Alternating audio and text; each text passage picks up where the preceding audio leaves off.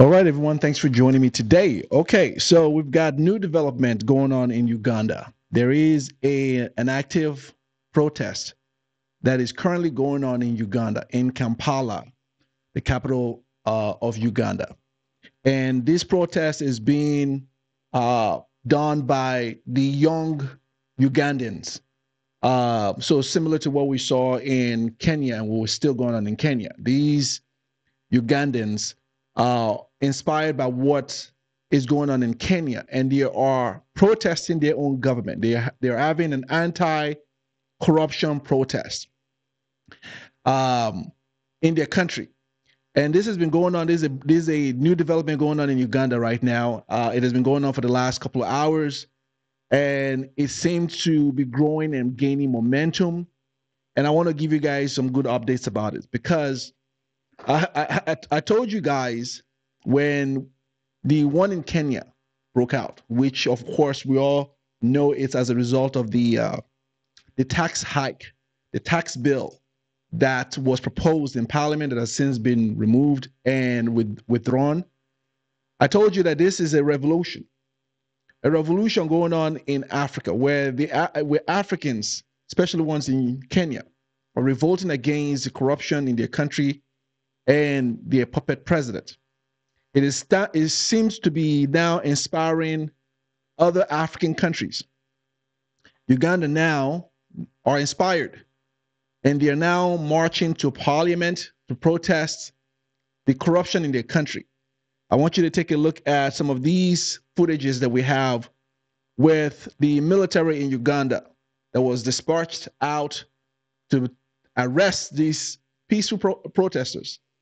Right? So we have to really highlight that these are peaceful protesters. So they are arresting them, and I want you to take a look at this and we'll have a good conversation about this.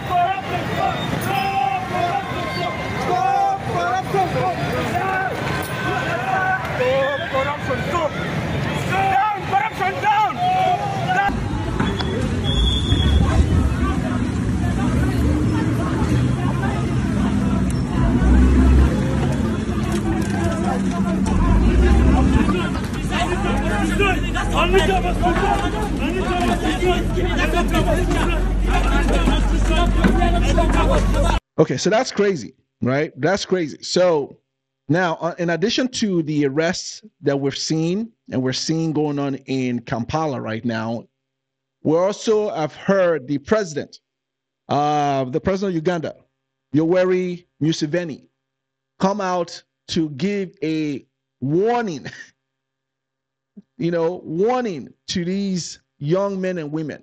And he's giving a strict warning to them. I want you to take a listen to this, and I'll be right back. Now, my question is, what right then do you have to seek to generate chaotic behavior? What right do you have? We are busy producing wealth. You are getting cheap food. Other people in the other parts of the world are starving. They are crying for hunger. And you here, you want to disturb us. You are playing with fire, because we cannot allow you to disturb us. Demonstrate, when you demonstrate in a place like Kampala, people are selling on the roadside. Are you going to step in people's products? You are playing. Do not have such ideas in your head. Okay, so let's talk about this. So a couple of things I want to point your attention to that he said. That was a real warning that he's giving to his own citizens. And he tells them, what are you complaining about? What are you all protesting about? We have food in Uganda. Yeah, we're better than all these African countries. We have food here. What are you so worried about? Don't bring that nonsense here. That's according to Museveni. So just so I can give you some data regarding why he might be saying saying that. So based on the data that I was able to pull for Uganda in terms of the poverty, the poverty was really high in 2016. It was at 31.1%, and it fell to 19.7 in 2013. But it is also risen up last year in recent years to 20.3. So to his point, they've had ups and downs in terms of the poverty level where they brought it down, but now it has risen up again. And so that's where that is. Now, the protesters, the reason why they are really protesting is, and what their anger is they're calling for the resignation of the House Speaker, the Parliament Speaker, Anita Among, who they seem to be accusing of wild corruption. Now, these protesters in Uganda are obviously protesting against corruption in the country. But recently, there were these lavish and wild spending by the Parliament Speaker, and they're calling for her resignation because of how she lavishly spent for her office, decked out her office, as well as her people lavishly spending money. And so these protesters are calling for her to resign.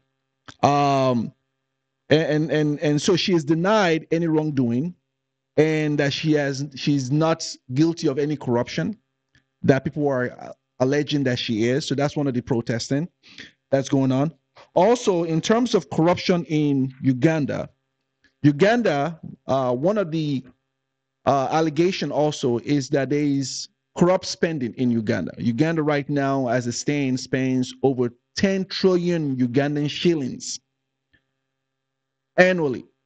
And to give you and to put that into perspective, that's over $2.7 billion in corruption in Uganda. So these are the things that the youth and the young men and women are protesting. So I wanted to give you guys some context regarding that. So when the president says, what are you protesting for? What are you talking about here? These are the things that the citizens in this country are protesting, right? Mostly the corruption going on in their country. And it's funny how we see these African leaders who, have these blinders on, or they think we have blinders on. It's the same thing we saw in Kenya, where the protest first was against the tax hike bill in Kenya. And while the president was oblivious to the sufferings of his people, right, spending money and lavishly, he's now realizing that that is deeper than the tax hike. What the people are saying goes beyond the tax hike. The tax hike in Kenya was the straw that broke the camel's back. But deeper than that is what has been brooding for years under the various administration, and his administration adding to that suffering, right? And they seem to have blinders, and that seems to be what's going on with these African leaders, is that they have blinders on, right? They fail to see the plight of their people. They fail to see the sufferings of their people. And a lot of these African leaders are puppets to the West. They've signed deals and involve themselves in situations with Western world, and we'll be talking about the IMF for the last couple of weeks now, if not a month, at least on this platform, which is now having a ripple effect in these countries. right? So you have countries who are inspired by the bravery of the Gen Zs in Kenya. And they're saying, hold on a second, you know, yes, Kenya has problems and we commend them for what's going on. But what about our country? What are we doing? Right? They're inspired by that. And so these countries are starting to, and the men and women on there are starting to hold their leaders accountable for the bad decisions that have gotten their countries where they are. There's even talk that Nigeria is even planning a protest in August. Right? Nigerian youth are planning a protest in August. So, and then there's talk that Ghana is also trying to, so there's all this ripple effect that this is starting to have. And the leaders right now, they've got fire under their they got fire under their butts. Because Kenya is still trying to deal with what's going on over there. And so I think what the Museveni is trying to do is prevent what happened in Kenya by, and I think he's going at it the wrong way, by issuing a stark warning against these people. Don't play with fire. You're going to regret this, right? So it's almost like a threat. Now, no country wants to see their country burn and have those situations, and I'm not for violence and destruction of properties. I'm not for that, right? I will never support that type of situation from anyone, you know? I think everyone is allowed to express their civic duties, do it peacefully. But I'm not for the authorities in those countries, you know, using martial law and violent tactics against their citizens, like what we saw in Kenya. The pepper spraying, tear gassing, firing of real bullets, beating and mishandling their people. They were the ones that agitated that peaceful protest. And so now you're seeing Uganda, peaceful protesters in Uganda, and you're seeing the military already going there, and they seem to already use some kind of a force against their own people rather than listen to the plight of their people. Should Africans not say enough is enough? I mean, come on. At some point, when is enough going to be enough for African citizens to be able to say, you know what, we've been in this situation, we're in poverty, and we're watching these leaders travel and take expensive trips, deck their offices, like the situation with this lady right here, whom they're calling the House Speaker, Anita Among, right? They're very tone deaf to the plights and the sufferings of their own people, and they're doing it in the face of their own people. It's almost like they're spitting at their people. Yeah, I know we're a struggling country, but I'm still entitled to a lavish vacation. I'm still entitled to a lavish lifestyle. Do you understand this? And people who vote these people in, who these people are, should be answering to be accountable to, they're looking at this and like, yo, my life is not getting better. How are you able to live like this? And we're in poverty. How are you able to do this? Right? So these African leaders are experiencing for the first time what they've not experienced in a long time. And it's due. Because people want to be able to feel like when they work, they can be able to feed their families, take care of their children. People want to feel like their lives matter. They got value in this world. People want to feel like, you know, when the country they're born into isn't deserting them, isn't leaving them valueless or seeing them as things they can dispose of without value. And for a long time, African leaders have taken their countries for a ride. They've taken their citizens for a ride. They've gotten away with a lot of these things. No one has challenged them. No one has held them accountable. And if we do hold them accountable, it's usually shut down. And so you have the young men and women of these countries like, yo, this enough is enough. Because these young men and women graduate from colleges and universities and they don't have a future. They're not seeing their future. They're not seeing their future. The old farts that we have in Africa who have caused the mess in Africa. And this is for many African countries. The old farts who keep causing the demise of the country and the countries in Africa, getting in bed with the wrong types of corporations and the wrong type of people, signing deals without consulting their people. They don't care. They're like, once my term is over, I got my deal. And these are the ones that are messing things up for the younger generation. So these young men and women who have had to pay their dues, keep their nose clean, go to school, graduate, and then when they graduate, they don't get the promise of their graduate degrees or their education because they live in a country where the government in that country is so corrupt, and so they don't see a future. And this is the part that these leaders are so oblivious to. It's almost like they got blinders on, and they're asking, like this one is giving a threat. What? Be careful. Why are you going to threaten your people from exercising their civic duties? Like, what the hell is that? What the hell is that? You know, rather than encourage your citizens to exercise their civic duty, you can obviously tell your citizens, make sure you don't destroy properties, but make sure. I haven't seen presidents that tell their people not to protest.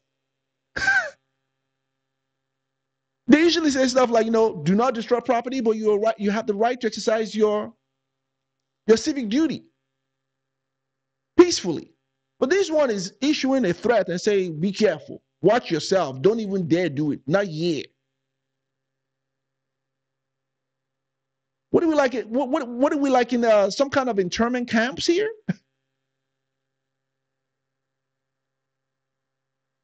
So my question to these types of leaders like him, like the Ugandan president who's offering and issuing threats, is what do you want your people to do? Right? What is the solution for the hardship that your people find themselves every day? The poverty level. People are leaving. There's lots of people that live below the poverty line. Right? They said 20.3% of Ugandans live below the poverty line. 42.1 are considered multidimensionally poor. So when you're finding these types of report and these types of statistics, and then you find a president who is very tone deaf, offering stark warning, threats to his citizens who have the right to protest in their country, as long as they're doing it peacefully. What kind of a president is that? So Africans are tired. And many of our leaders got in bed with the wrong people. And they gridlock their people in situations that their people now are, the effect of it is really affecting the average man and woman. And on top of the inflation that's going on, the world is not well, right? The world isn't well. There's tightening up and hard situations going on all over the world, even here in the United States. However, it's different from countries to countries. If you live in a country like a certain place in Africa, who every year they're trying to dig themselves out of the hole they put themselves, especially with their own leaders. And on top of the situation that happened with COVID, it just adds to that. Africa doesn't need insensitive leaders who close their ears at the cries of their people who are in dire straits. That's not how you're going to quell people who have had enough. Africa does not need that. Africa needs a sensitive leader, needs sensitive leaders who can sit and meet their people and say, hey, I know things have been hard. You know, can you imagine if we had one of those leaders? We got a few of them in the Sahel. Imagine if we just had many more of our African leaders come up and say, hey, things are hard. I know. I hear your cries. I hear your cries. We're going to work together. We're going to get ourselves out of this. We've made decisions in the past and we made mistakes. Can you imagine if we had our leaders owned up to the mistakes they've made? I guarantee you they will get the votes and the confidence of their people all over again. Rather than make idle threats like this.